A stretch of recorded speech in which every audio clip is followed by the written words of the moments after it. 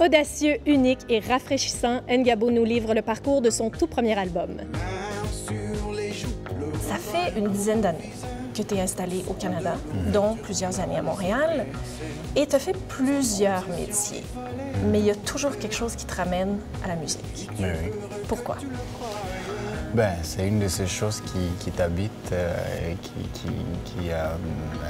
dès le départ, c'est là, puis c'est un truc qu'il faut faire. L'année dernière, il y a eu 3 chansons sur iTunes qui ont un peu capté l'attention de tout le monde. Tu as commencé à travailler sur un premier album. Le processus de création pour un premier album, quand tu arrives, puis tu veux avoir un impact au niveau du son, au niveau de ta personnalité, ça a été quoi un peu ton cheminement pour ça?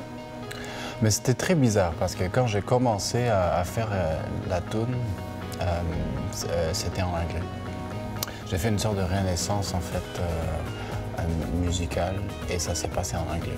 Mais une fois que je me suis retrouvé entouré par des gens comme Jérôme Munière et tout ça, c'est sûr là on se sent bien encadré et du coup on fait l'effort pour essayer de sortir quelque chose qui est là. T'es un fan de Jérôme. Ben oui, c'est un peu comme ça que ça a commencé d'ailleurs. Ben oui. Votre rencontre s'est passée comment? En fait, je suis juste allé voir son show, puis parce que j'étais un fan. Puis après son show, j'ai attendu pour lui parler et tout. Puis ça a vraiment commencé comme ça, puis on a développé une amitié d'une façon très organique comme ça. Ngabo, justement, pour le premier album, au niveau du son, est-ce que tu avais déjà l'idée d'où tu voulais aller? Parce qu'il y a une espèce de fusion entre ta vie nord-américaine, tes racines africaines. Mais c'est très dur pour moi d'essayer de tout déchiffrer ça et comme... De faire des catégories avec ça. Parce que moi, je suis pas un musicien, je suis pas un musicien dans le sens conventionnel, dans le sens je compose pas sur un piano ou sur une guitare ou avec des instruments. Et du coup, quand je crée, je pars vraiment de ce qui me fait triper dans le moment. OK.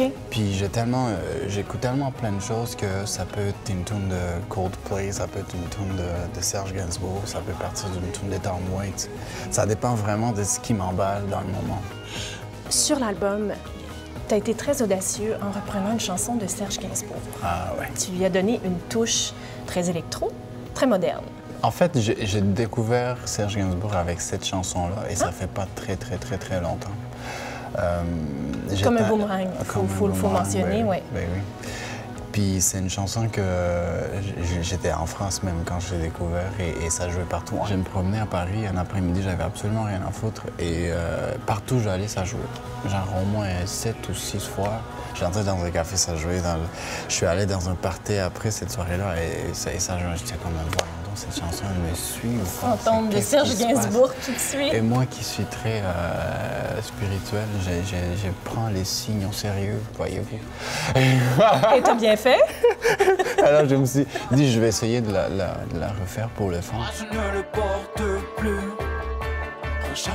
C'est quoi la prochaine étape? Comment on met la barre un petit peu plus haute?